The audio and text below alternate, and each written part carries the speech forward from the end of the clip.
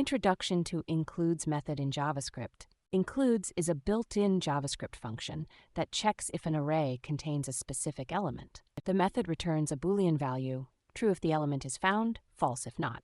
Usage and syntax of Includes method. Attach includes to the array and pass the element you're searching for as an argument. The function starts from the beginning of the array, but a different index position can be specified as a second argument. Benefits of using Includes method: simplifies the process of checking for an element's existence in an array, enhances code readability and maintainability. It's case-sensitive, making it precise for checking string arrays. Unlike index of, Includes directly returns a Boolean. Common pitfalls and tips: Includes method is often confused with index of by beginners.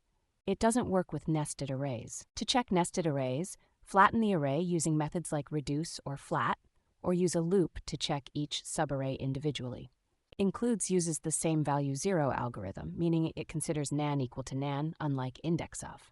Conclusion: Includes method is an important tool for every JavaScript developer. It's simple, convenient, and can make your code cleaner. Remember its quirks and limitations, like its inability to search nested arrays directly and its unique handling of nan values.